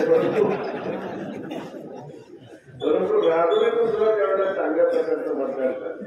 सगळे वयोवृद्ध मंडळी आणि काही तरुण मंडळी ही बरोबर होती आणि सर्वसामान्य लोकांनी त्यावेळेला खऱ्या अर्थाने मतदान दिल्यामुळं त्या ठिकाणी कुठली ओळख पाळत नसताना निवडून आलं. त्यामुळं कोण कुठे गेला तर फरक पडायचं काय कारण नाही. तुम्ही जोपर्यंत बरोबर आहात तोपर्यंत कुठला नेता कुणाबरोबर जातोय याचा विचार करायचं कारण नाही. तुम्ही बरोबर असल्यानंतर आम्ही कोणाला घाबरत नाही, कुणाला जायचं तिथं जावं. आणि जे गेले ते स्वार्थासाठी गेले, दुसरं कारण काय, कोणाला काय तुम्ही त्याला जाऊन जरी विचारलं की तुम्हाला काय कमी पडलं, तुम्ही कुठली घसरगुंडी काढली ते सुद्धा कॉन्टॅक्ट कुणाकडे होतं मला चांगलं माहिती आहे. आवाजून गेलं होतं चांगलं काम करेल, पण दुर्दैवाने वेगळंच घडलं. म्हणजे ज्यांच्यावरती विश्वास टाकला ते कामाच्या बाबतीत सुद्धा नाही आणि निष्ठेच्या बाबतीत तर त्या ठिकाणी सहज, कारण आता पुढची कामं पाहिजे नाही तर कसं चालतं. पण मागचं विसरून आपल्याला चालत नाही. म्हणजे मागचं लक्षात ठेवून ज्या वेळेला आपण काम करत असतो त्याच वेळेला खऱ्या अर्थाने आपल्याला त्या ठिकाणी लोकांमधून सुद्धा तेवढा प्रामाणिकपणा निष्ठा मिळत असतील. इकडून तिकडे जाणाऱ्यांना लोक सुद्धा विश्वास ठेवत नाही, त्यामुळे त्यांची काळजीच करायचं काय. आपण जे डॉक्टर आवडतात आणि लोकही आपल्या बरोबर आहेत ह्याच्यापेक्षा जास्त काय करत. आणि इथून पुढच्या काळात सुद्धा मी सुरुवातीला सांगितलं आम्ही आहे तोपर्यंत तुमच्या बरोबरच आहोत आणि तुमच्यासाठीच काम करत राहणार आहोत. त्यात कुठल्याही प्रकारचा कधी प्रतारणा होणार नाही. आणि या ठिकाणी मी आवर्जून सांगतो, डॉक्टर साहेब तुम्ही सांगितलं असे राजकारणात काम करणारे आणि त्या आमदारांपासून राहणारे सर्वच आहे. स्वतःच्या खिशातून राजकारण करणारे तुम्हाला फलटण तालुका सोडून सातारा जिल्ह्याकडे महाराष्ट्रात कुठेही दुसरा नेता दिसणार नाही. ठामपणे सांगतो, कुठलेही उदाहरण त्या ठिकाणी घ्या, स्वतःच्या खिशातून राजकारण करणारे तुम्हाला कोणीही दिसणार नाही. आज आमदार तुम्ही या ठिकाणी दीपकराव चव्हाणांनी 3 टर्म काढल्या. 3 टर्मच्या आमदाराबरोबर किती मोठा टाका पाहिजे होता. आज काय 3 टर्म 15 वर्षे तुमच्यासाठी त्यांनी दिली, स्वतःला काय घेतली. अहो नाही कुठं 2-2.5 वर्ष सुद्धा वर्ष सुद्धा झालं नसेल तुम्ही त्या ठिकाणी मंत्री झाला की मोठाच्या मोठा ताप आहे का नाही सांगा. चुकीचं असलं तर सांगणार नाही, तुम्ही चुकीचं बोला. एक गाडी 1 कोटीच्या वरची, 1.5 कोटी 2 कोटीच्या वरची आहेत का नाही तुम्ही काय लोकांसाठी काम करणारी बाजूला राहतात आणि केवळ तापे घेऊन त्या ठिकाणी मिरवण्यावर तर आपण विश्वास ठेवणार असतो आणि कोणावर विश्वास ठेवतो ते विश्वासाला थोडे सुद्धा पात्र नाही. घरातल्या सुद्धा विश्वासाला पात्र नाही तिथं आपण त्यांच्यावर विश्वास ठेवावा हे दुर्दैव आहे. आणि म्हणूनच म्हणतोय फार काही विचार करू नका, आपलं चाललंय व्यवस्थित चाललंय. कुठं अपयशात असं राजकारणात येत असतं, तुम्ही बरोबर राहा. त्या अपयशाचं यशामध्ये रूपांतर करण्याच्या फार वेळ लागणार नाही, फक्त तुम्ही बरोबर राहा एवढीच या ठिकाणी मी आपल्याला विनंती करेन. आपण सर्वजण मोठ्या संख्येने विविध भागातून आणि कोळकीतून विशेष करून आपण सर्वजण मोठ्या संख्येने या ठिकाणी उपस्थित राहिला. मनापासून आपल्या सर्वांचे या ठिकाणी आभार मानतो आणि पुन्हा जाता सांगतो, आम्ही तुमच्या बरोबर आहे. कुठल्याही प्रकारची कसलीही काळजी न करता आपण ताकदीने पुढे जाऊ. आपण अनेकदा परिवर्तन घडवलेलं आहे. पुन्हा एकदा हे तर छोटंसं किरकोळ आहे, हे तरी तुलटून पालटून टाकून पुन्हा आपण व्यवस्थित या तालुक्याचं राजकारण आणि ह्या तालुक्याची घडी पुन्हा व्यवस्थित बसू आणि त्यासाठी तुम्ही फक्त बरोबर राहा, एवढंच आपल्या सर्वांना आव्हान करतो आणि थांबतो. आज कोथीमध्ये विविध विकास कामांचा शुभारंभ आणि उद्घाटन या समारंभाचे प्रमुख विधान परिषदेचे माजी सभापती श्रीमंत रामराजे नाईक निंबाळकर साहेब, आदरणीय बाबा आणि स्टेजमध्ये सर्वच मान्यवर सर्वांची दर्जा व्यक्त करतो. वेळ झाल्यामुळं सर्वांची नावं घेतल्या सर्वच मान्यवर सरपंच आणि सर्वच आजी माजी सभापती चेअरमन सगळे आणि समोर उपस्थित असलेले सर्व त्या कृती परिसरातील सर्व तालुक्यात सर्व पदाधिकारी सर्व मान्यवर कार्यकर्ते महिला बंधू भगिनी आमच्या आणि सर्व आमचे पत्रकार मित्र या ठिकाणी आज कुलकीमध्ये बऱ्याच दिवसाचा कार्यक्रम होतोय आणि त्यांनी आपलं मनोमत व्यक्त केलं आणि खऱ्या आपल्या सर्वांना कल्पना आहे. आज कुलकी जे आपल्या सर्वांना दिसते, कुलकीचा जो काही विकास झालेला दिसतोय आणि हेच चित्र आपण कुलकीचं जुने जाणकार उभेत आहेत. एक 25-30 वर्षापूर्वीच जर कुलकी आपण जर बघितलं तर कुलकी गाव कसं होतं, ते गाव कुठे आपल्याला सापडत दिसत नव्हतं आणि त्याला गाव हे स्वरूप आले. आज कुलकीमध्ये अनेक विकास झाले. पाणी पुरवठा योजनेपासून अगदी आता शेवटचं सोलरच्या योजनेपर्यंत आपण आलो आहोत. बाकीचं सर्व व्यायामशाळा असतील, जे कसरत सगळं काय असेल, या सगळ्या गोष्टी या कुलकी गावामध्ये झाल्या. त्या कुणामुळे झाल्या याचं साधं उत्तर या कुलकीतल्या लहान मुलांना जरी विचारलं तरी जो महाराज बाबाचं नाव घेतलं राहणार नाही. एवढं या कुलकीमध्ये विकास कामं झाली. आजच्या आपण कामाची जर आकडेवारी बघितली जवळजवळ 68-70 कोटी रुपयांची कामं ही विकास कामं आज आपल्या समोर काही विकास कामं झाले, काही कामांचा शुभारंभ होतोय. त्यामुळे मला एकच सांगायचं की या संपूर्ण तालुक्यामध्ये अशा प्रकारची विकास कामं ही गेल्या 25-30 वर्षांमध्ये ही महाराजसाहेबांच्या नेतृत्वाखाली बाबांच्या मार्गदर्शनाखाली झाली आणि हे 100% सत्य त्यामुळे कुणीही नाकारू शकत नाही. आता ही बरोबर विचारलं की 25-30 वर्षामध्ये काय झालं. पाण्याविषयी बाबांनी सांगितलं की पूर्णपणे सांगणार नाही, परंतु खऱ्या अर्थाने तालुक्याचा दुष्काळी भागाचा प्रश्न हा जर कुणी सोडवला असेल म्हणजे तालुकाच नव्हे तर संपूर्ण पश्चिम महाराष्ट्राचं हा श्रीमंत रामराजे साहेबांनी सोडवला. हे आपणच नाही, अगदी या राज्यातल्या सर्व मान्यवर नेत्यांनी मान्य केले. स्वर्गीय गणपतराव देशमुख आज हयात नाहीत, त्यांनीही कल्पना ज्यावेळी आले होते त्यांना आपण पुरस्कार दिला त्यावेळी त्यांनी सांगितलं की या राज्यावरती महाराजसाहेबांचे उपकार आहेत. राज्याच्या वाट्याचं पाणी हे महाराजसाहेबांनी अडवलं आणि हे जर पाणी अडवलं नसतं तर आज ते पाणी कोण जे पाण्यामध्ये पायजमा वगैरे करून कोण जे पाणी पूजन करते ते त्याला करता आलं नसतं. कोण मानमध्ये करते, कोण फलकामध्ये करते. त्यामुळे निश्चितपणे लक्षात घेतलं पाहिजे. आज कुणीही काही म्हणू द्या, या सर्व ज्या योजना आहेत त्या सर्व योजना महाराष्ट्राच्या काळातच या मार्गी लागल्यात. आज मालमध्ये जे काही आपण पाणी बघतोय त्याचा शुभारंभ कोणी केला, उरमोडे असेल, जे कट्यापूर असेल, त्या सगळ्या योजना त्या महाराजसाहेबांनी मार्गी लावल्या. कृष्णा फळ विकास मंडळ स्थापना केली आणि या कामाला श्रेय घ्यायचा अधिकार कोणालाही नाही. मला एकच सांगायचे वेळ कमी, त्या सगळा वेगवेगळा विकास झाला आपल्या तालुक्याचा कुलकीचा आणि जे लोक जात आहेत ते काय सांगतात की आम्हाला विकास करण्यासाठी आम्ही चाललोय. आता याच्यापेक्षा विकास दुसरा कुठला आहे, पण स्वतःचा विकास म्हणाला तोही त्यावर त्यांनी पूर्ण केलाय. स्वतःचा विकास झालाय, कुलकीच्या नेत्यांचा झालाय, देवळच्या नेत्यांचा झालाय, कुणाचा विकास झाला नाही. मग त्याचा विकास करा हे चालले. यांना आणखीही स्वतःचा विकास करायचा आहे आणि असं की या लोकांची सत्ता आणि पैसा मिळवण्याची हवं ही संपत नाही. त्यामुळे त्यांना सत्ता बदल पाहिजे, सातत्याने सत्तेमध्ये पाहिजे. ही महत्वाकांक्षा असूनही महत्वाकांक्षा या लोकांच्या असल्यामुळेच ते कुठेही एका जागेवर स्थिर राहू शकणार नाहीत. ते सातत्याने सत्ता बदलली त्या ठिकाणी लोक जाणार. त्यांना निष्ठा नावाची काही गोष्ट माहिती नाही. ज्यांचं आयुष्य संसार ज्यांनी महाराजसाहेबांनी बाबांनी उभा केला तेही लोक ही विसरली. राजकारणामध्ये पद मिळतील न मिळतील सोडून द्या. आयुष्याने उभं केलं, संसार उभा केला, असे लोक जर आपल्याला सोडून जर महाराजांना जात असतील अशा लोकांना नैतिक कुठलाही अधिकार नाही.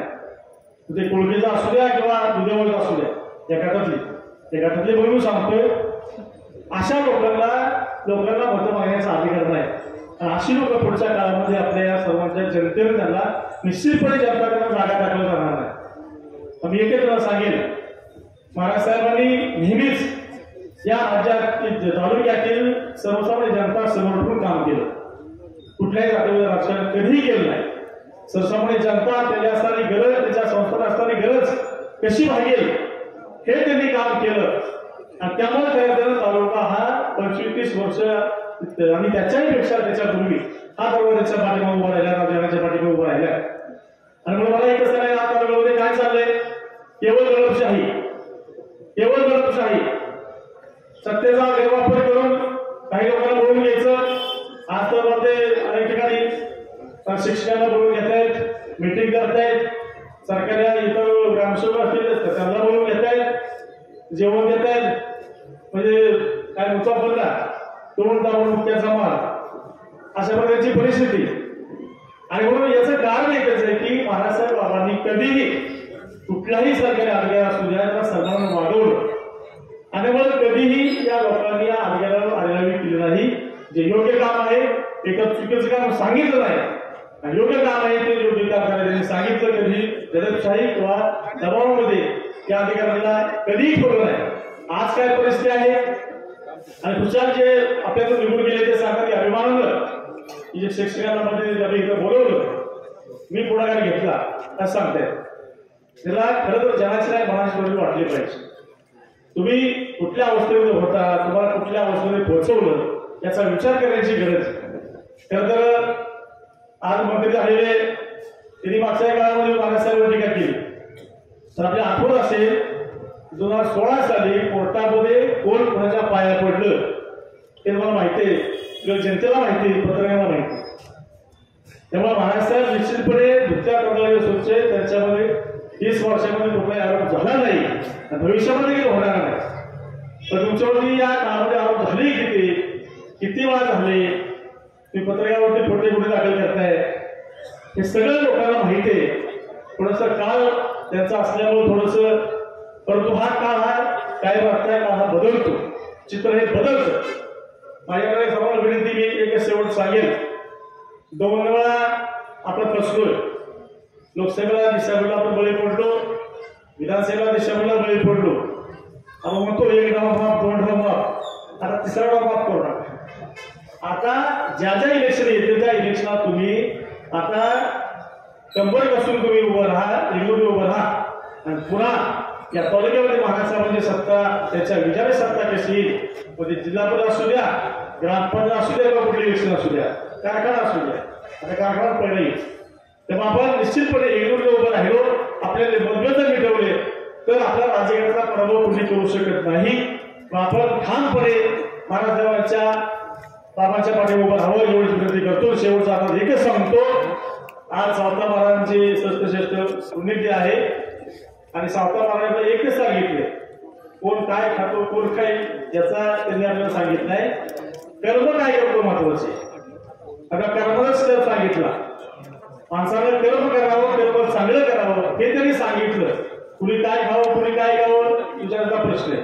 त्यामुळे तुमचे जास्त वाट बघणार नाही, मला वाट बघायला लावणार नाही, लवकरच जेवण करायला मिळेल अशी विनंती करतो आणि या ठिकाणी थांबतो. भाषण अत्यंत आक्रमक होईल. मला माहीत भाऊ डॉक्टर बंधू संजीवराजांचे आभार मानायचे की आज त्यांनी पहिल्यांदा भाषण केलं, हे मला अपेक्षित आहे त्यांच्याकडनं. कारण मी तर बोलणारच पण माहिती मी काय हे काय उघड झाले. समोर परिस्थिती आहे ते अवघड झालं. मी आज बोलणार नाही कारण मला दम भरण्यात आला.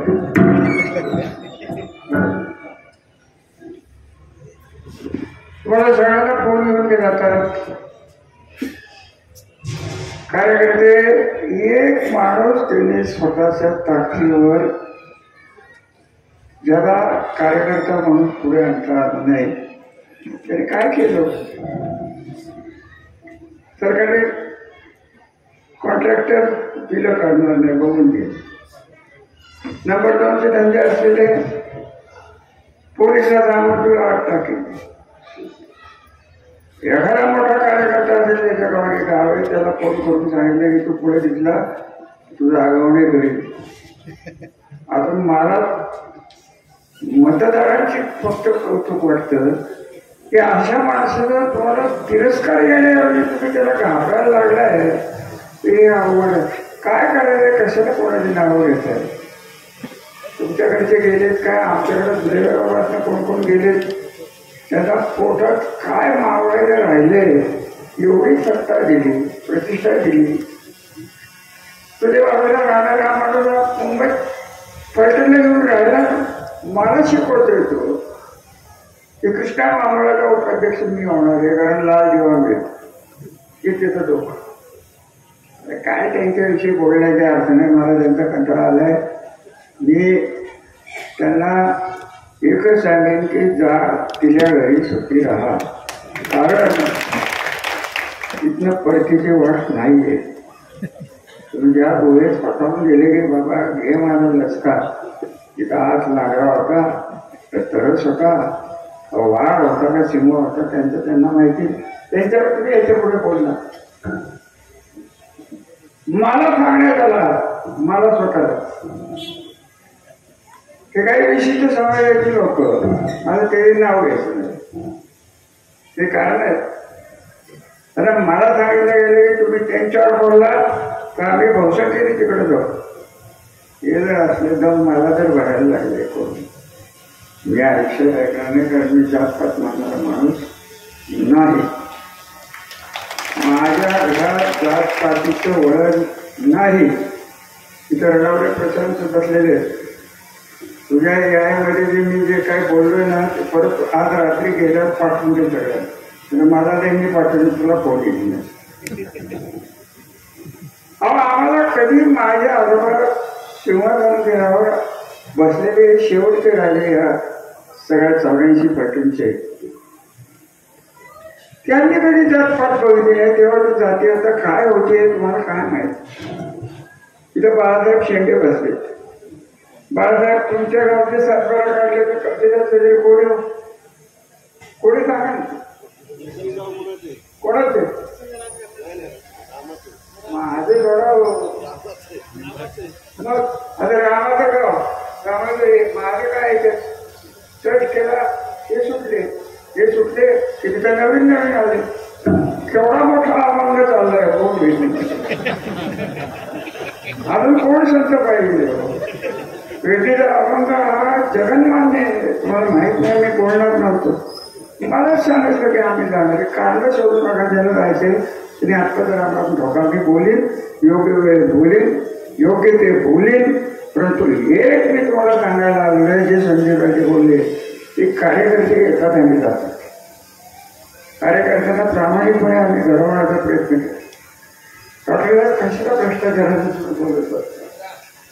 भ्रष्टाचार हा सर्वमान्य होऊन बसलेला आहे. एक माणूस 3 वर्षाच्या राजकारणात मला भेटलो नाहीये की राजकारणात आल्यानंतरही दीपकराव जोडे हे माझ्यासारखा चखतचा माणूस एक माणूस मला दिसला नाही महाराष्ट्रात जो राजकारणात आमदार झालाय त्याची प्रॉपर्टी कमी झाली आहे. मी एकटी वाटेल की माझीच घेतली आहे प्रॉपर्टी. मला त्याचा जास्त अभिमान आहे. मी आपल्याच म्हणून सांगतो आपण मरू द्यावं. किडी गेली वाळली गेली जुळ्या गेली भेटणं गेली काय मला कळलं कशाला बोलताय. आणि त्यांना जर भ्रष्टाचार चालत असेल तुम्ही तरी कशाला भ्रष्टाचार बोलताय. हे सगळं तुमच्यावर येणार आहे. मतदारांच्यावर येणाऱ्या कार्यकर्त्यांच्यावर इलेक्शन राहिलेले नाही. कोणाला राहिले त्यांना खुशाल जाऊन दे, मला सांगतो ते कोण नका जातील. आणि त्याला जायचंय तो काय याच्याचं मी तुमच्या गावात त्याला नाव घेणार नाही. 10 मिनिटं आधी आला, बरोबर बसला होता की तुम्हाला माहिती आहे कुठं बसला होता ते मलाही माहिती आहे. तिथं माझ्या घरी आला मला म्हणलं मी काय करणार नाही, 10 मिनिटं तिकडे घेतलं. हे अशी माणसं कशा झाली तुला आम्ही घ्यायचं. मला माहिती आहे डॉक्टर सगळं तुम्ही वेळ समजू नका. मी तुम्हाला भेटत नसलो ना, तुमच्या गावाला माझं दुर्लक्ष झालं कारण संजीवराजे स्वतः बघत होते म्हणून मी भानगडीत पडलो. नाही तर मी तुम्हाला काय ते लाग करू शकतील, मी काय असं लागतं. मी काय कोणाविषयी बोलणार नाही. दीपकराव आज बोलले म्हणजे मला खबरच पडतं. सगळं आपण म्हणणार हे कीर्तन सांगणार हे आणि हे होळीचा शिंगा करणारे हे आता अभंग झाले आणि हे बाहेर पडले. आताच्या आमदारांना आम्हाला माहितच नाही कोणी तर कशाला काय बोल काय करायचं का आपल्याला. त्याचे वडील आमच्या घराच्या खूप जवळ राजकारणात होते. त्यांचे वडील महाराज समाजाबरोबर जनता पार्टीत गेले होते. अशी एक घर नवीन पिढीला कुठं पायकायचे तिथे जाऊन कोण म्हणतात तरुण पिढीला तरुण पिढी म्हणजे काय. त्यांचे बाबा तुमच्याकडे निवडून गेले होते की 91 वर्षाचे होते. आम्ही तरुण होतो, आमच्याकडे विश्वास टाकत गेला होता. या पिढीला 2 वर्षापूर्वी नसताना काय झालं माहीतच नाही. 36 गावात 100 वर्षापूर्वी काढवा 100 वर्षापूर्वी भाडगाडीला निघा उद्योगाला पैसे घेऊन गेलेला आहे. किती पिढ्या गेल्या पैशांच्या. त्याची कालवा नसताना तर पैसे बघितलं नाही. मी नगराध्यक्ष होतो, मला माझ्या घराच्या शेजारी पाणी द्यायला माझ्या घरांना मोठं घ्यायला लागला. आज पैशांमध्ये पाणी आहे, तुमच्याकडे पाणी आहे, सगळं पाणी आहे. कोण काय पैसे खाते कोण काय खात नाही. त्यामुळे बरोबर त्यांना खायचं ते खायचं. त्याला जुलाब लागतील एवढं मी तुम्हाला सांगतो. त्याच्यावर काय ते सुट्टी होणार. तुम्ही याच्यामुळे डॉक्टर अजिबात बोलला. तुम्ही फक्त एकच काम करा, समोर बसलेली लोक आमच्यापासून हलून न देण्याचं काम याच्या पुढच्या 1 वर्षात करा. बाकीचं जाऊ एक कुत्री गेली ना तिच्या वेळी खरं नाव आहे तेवढा. तुम्ही जे नाव कोणीतरी घेतलं त्याचा तो लाभ आपल्याला पाहिजे. अख्ख्या महाराष्ट्रातली कामं त्याला करत गेली. आणि हे संजू बाबा बोलले की ती बिलं निघतील म्हणून बिलं नाही निघालं. बिलं निघायला नाही निघायला आम्ही काय बाकीचे खूप गेलेत का. बाकीचे कॉन्ट्रॅक्टर आहेच नसतं. पण जायचं वगैरे सांगून जायचं कशाला गेला भेटला तर आम्ही प्रत्येकाचे दिवस येतात. हे प्रशासकीय दहशतीचे दिवस आहेत. मलाही माहिती आहे पोलिसांच्याकडे काय होतं, पोलीस काय करतात काय नाही हे तुम्हाला माहिती. कोण कसा आढावा जातो तो माहिती. इथं खून होऊन गेले या रस्त्याला.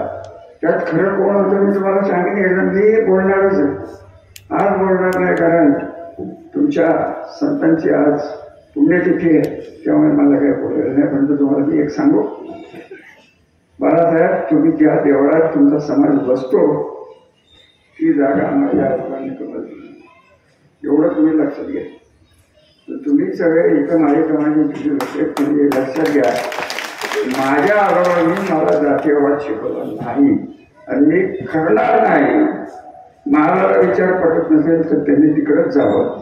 माझ्या मताने या जगात या देशात 2च जाती आहेत. एकाकडे पैसे हे येतात, दुसरा गरजू आहे आणि गरीब आहे. आणि ह्या गरिबांसाठी आम्ही कायम झगडलो. संस्थानापासून झगडलो. माझ्या पंजोबांनी शाळा काढली. म्हणजे याची तुम्हाला काय किंमत देऊ. 100-125 वर्षापूर्वी काढलेलं कॉलेज की तिथं खैरे गावातली मुलं कधी तालुक्याच्या ठिकाणी येत नव्हतं. अशी परिस्थितीत आपण पुढे गेलेलो आणि तुम्हाला तर त्याची किंमत नसेल.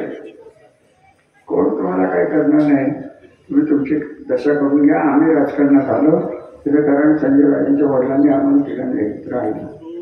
वैयक्तिक हे वाद चांगला बोलत नाही तर मला बोलून द्या. शिवाजीराजेंनी आम्हाला एकत्र येऊन सांगितलं काय पॉलिटिक्सचं चित्र होतं. 3 नेते 3 गटात कार्यकर्ते आणि मतदार विभागले गेलेले. एकमेकांचे पाया ओढण्याचे राजकारण गेले. जनता आहे तिथं गेलेल्या माणसामधून मला अजिबात बोलायचं नाही. त्यांनी काय केलं कसं केलं हा विषय संपलेला आहे. तुम्ही निर्णय घेतलाय 96 साली मला निवडून घेऊन. आम्ही राजकारणात जाती विरुद्ध विकास हा धर्म मानून आम्ही काम करणारी माणसं आहोत. विकास नाळेचं नाव नाही, विकास म्हणजे डेव्हलपमेंट म्हणतो. तर तुम्हाला वाटायचं तेच नाव देत त्याला म्हणा शुभेच्छा तुला मी विसरणार नाही तुम्हाला घरी आलेलं एवढं मी तुला जाहीर सांगणार तेवढा काय तिकडे कार्यक्रमाला बघ माझी खोड काढल्यावर काय होतं तुलाही कळलं तर सांग आज बोलणार नाही मी जास्त बोलणार नाही मला सगळंच बोलायचं आज बोलणार नाही जेव्हा मला योग्य वेळ कारण राज्य पातळीवर मी काही लोकांचे बोल त्यांनी मला सांगितले तुम्ही त्यांच्याकडे लक्ष देऊ नका त्यांना बोलायचे ते बोला तुम्हाला तुम्ही केलेल्या कामाला कधी ना कधीतरी आमच्याकडनं प्रतिसाद मिळेल एवढं या ठिकाणी ज्याला समजायचं त्याला समजेल ज्याला नाही समजायचं आणि ज्याला फक्त हे कोण बाबा संजय म्हणते का कोण म्हणतं अरे यांना वायवर सिक्युरिटी अरे वायवर तर काय रे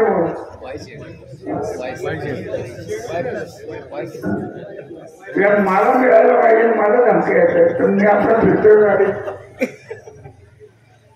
काय तुम्ही चाललंय मला गाडी तुम्हाला माहिती सांगू पहिली सिक्युरिटी यासाठी सर कोणी दिली आता माहिती आर पाटील माहिती आहे का तुम्हाला तेव्हा ते तर विरोधातच होते कुठल्या पक्षात होते त्यांची किंमत नाही त्यांनी दिली आणखी आता वाढत 2 झाले 3 झाले अख्खं पर्यटन तालुक्याचं पोलीस दलच त्यांच्या मागे फिरून द्या आणि त्यांना लोक आज ना उद्या काय करतील ते त्यांना कळत आज नाही काय आज ते विलक्षण नसते आणि नाव घेऊन सांगतो जयकुमार गोरेजन माझे काय वैयक्तिक भांडण नाही माझ्या समाजाला मी समोर तेवढे की तसं माझी त्यांची वैयक्तिक भांडण नाही जयकुमार गोरेंचं काय त्यांच्या मनात आहे की मिस करतो सगळं देव त्यांना सोबत दिली हो देव त्यांना शुभेच्छा माझ्या त्यांना इतके मंत्री व्हा फक्त गरिबासाठी करा सत्तेचा वापर चांगला करा एवढं सांगणं तर मला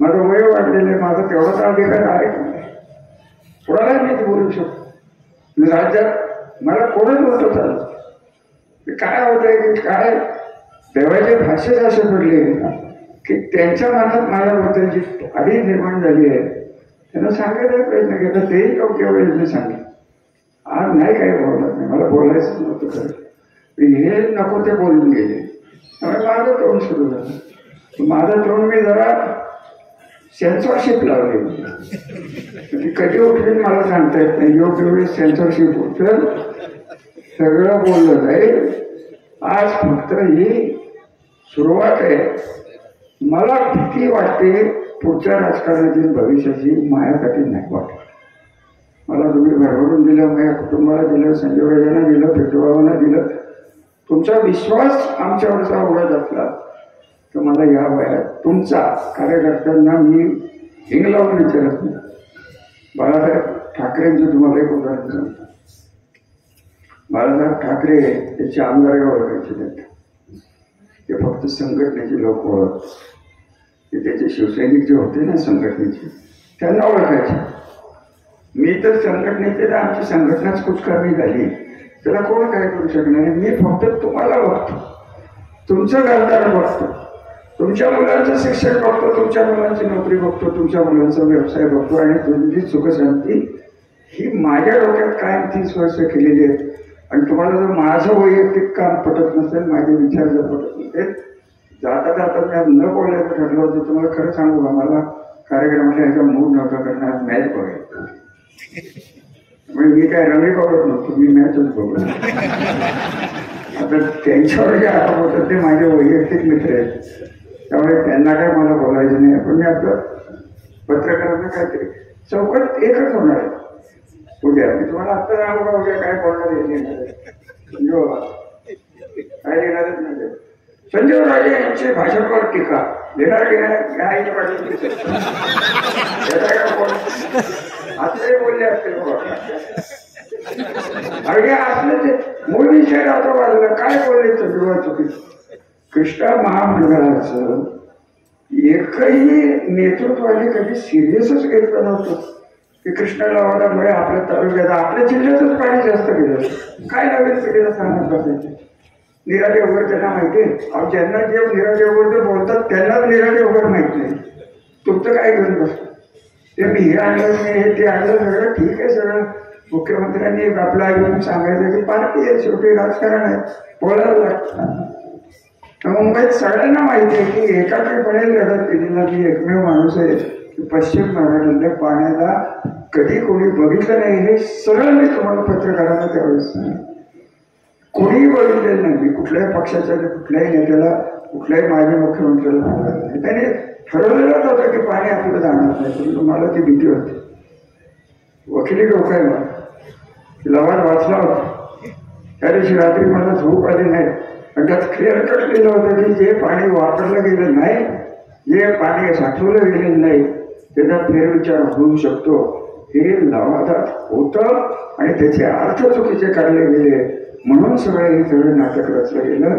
आणि आज नाही म्हणलं तरी आपल्या जिल्ह्याचं 120 म्हणजे एक कोयनेचं पाणी माझ्यामुळे वाचले. उलट या सर्व पश्चिम महाराष्ट्राला 81 TMC जवळजवळ कोयनेचं पाणी ते जास्तीचं मिळालं आहे. ते तुम्ही लक्ष ठेवा. माझ्यापुरतं बोलायचं झालं तर मी माझे विचार तुम्हाला स्पष्ट सांगितले. जात पीठ पाहत नाही, त्यांना जातीचं राजकारण करायचं तुझी कुशल कर, माझं काय म्हणते. संजय बाबा बोलले, शेवटचं वाक्य आहे माझं, की आमच्या जीवात जीव आहे तोपर्यंत फलटण तालुक्यातल्या सर्वसामान्य नागरिकांना आम्ही मताचे गठ्ठे म्हणून, जातीच्या मताचे गठ्ठे म्हणून बघणार नाही. आम्ही आमची जनता आहे, याच पद्धतीने आम्ही तुमच्याकडे बघणार आहे. आमच्या परिणी होईल तेवढं आम्ही काम 30 वर्ष केलं.